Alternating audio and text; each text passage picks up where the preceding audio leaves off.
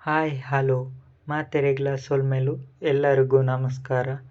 Mangaluru boys in Bangalore YouTube ಚಾನಲ್ಗೆ ಸ್ವಾಗತ. ನಾನು ಇವಾಗ ಸುಲಭ ವಿಧಾನದಲ್ಲಿ ಕೆಸುವಿನ ಗಡ್ಡೆ ಪಲ್ಯ ಮಾಡೋದು ಹೇಗಂತ ತೋರಿಸ್ತೀನಿ. ಅದಕ್ಕಿಂತ ಮುಂಚೆ ಯಾರೆಲ್ಲ ನಮ್ಮ ಚಾನಲ್ಗೆ ಸಬ್ಸ್ಕ್ರೈಬ್ ಆಗಿಲ್ಲ ಅಂದರೆ ಸಬ್ಸ್ಕ್ರೈಬ್ ಆಗಿ ಬೆಲ್ ಬಟನನ್ನು ಒತ್ತಿ. ನಾವು 1 kg ಆಗುವಷ್ಟು ಕೆಸುವಿನ ಗಡ್ಡೆಯನ್ನು ತೆಗೆದುಕೊಂಡಿದ್ದೀವಿ. ಅದನ್ನು ಚೆನ್ನಾಗಿ ತೊಳೆಯಿರಿ, ತುಂಬ ಮಣ್ಣಿರುತ್ತೆ. ನಂತರ ಒಂದು ಪಾತ್ರೆಗೆ ನೀರನ್ನು ಇಟ್ಟು ಕೆಸುವಿನ ಗಡ್ಡೆ ಹಾಕಿ ಚೆನ್ನಾಗಿ ಬೇಯಿಸಿ.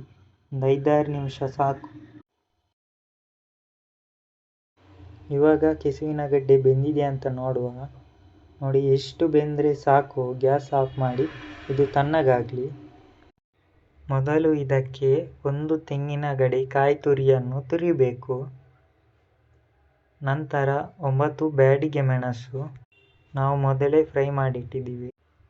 1/2 ಚಮಚ ಕೊತ್ತಂಬರಿ, 1/4 ಚಮಚ ಜೀರಿಗೆ, ಸ್ವಲ್ಪ ಮೆಂತ್ಯ. ಮತ್ತು ಇದಕ್ಕೆ ಮೇನ್ ಇಂಗ್ರೀಡಿಯೆಂಟ್ಸ್ ಅಂದರೆ ಹುಳಿ ತುಂಬ ಬೇಕು ಇದಕ್ಕೆ, ಅಂದರೆ ನಿಮಗೆ ತುರಿಕೆ ಶುರುವಾಗುತ್ತೆ ಗಂಟಲಲ್ಲಿ. ಹುಳಿಯನ್ನು ಹಾಕಬೇಕು. ನಂತರ ತೆಂಗಿನ ತುರಿಯನ್ನು ಎಲ್ಲ ಹಾಕೋದು ಬೇಡ, 1 ಕಪ್ ಅಷ್ಟು ಸಾಕು ಇದಕ್ಕೆ. ನಂತರ ಸ್ವಲ್ಪ ಅರಶಿನ ಹಾಕಿ ಚೆನ್ನಾಗಿ ಗ್ರೈಂಡ್ ಮಾಡಿ. ನಾವು ಬೇಯಿಸಿದಂಥ ಕೆಸುವಿನ ಗಡ್ಡೆ ನೀರು ತಣ್ಣಗಾದ ಮೇಲೆ ಅದರ ಸಿಪ್ಪೆಯನ್ನು ತೆಗಿಬೇಕು. ನೋಡಿ, ಎಷ್ಟು ಸುಲಭವಾಗಿ ಬರುತ್ತೆ. ಅದಕ್ಕೆ ಇದನ್ನು ನೀರಿನಲ್ಲಿ ಒಮ್ಮೆ ಚೆನ್ನಾಗಿ ಬೇಯಿಸೋದು.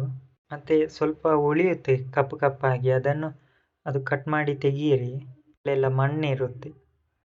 ನಂತರ ಅದನ್ನು ದೊಡ್ಡದಾಗಿ ಕಟ್ ಮಾಡಿ, ಇಲ್ಲಾಂದರೆ ಅದು ಬೇಗ ಬೇಯುತ್ತದೆ.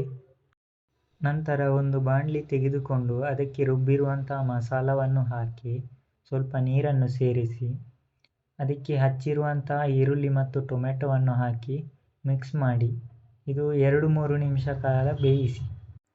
ನಂತರ ಇದು ಚೆನ್ನಾಗಿ ಕುದಿ ಬರುವಾಗ ನಾವು ಕಟ್ ಮಾಡಿರುವಂಥ ಕೆಸುವಿನ ಗಡ್ಡೆಯನ್ನು ಇದಕ್ಕೆ ಸೇರಿಸಿ ಮಿಕ್ಸ್ ಮಾಡಿ.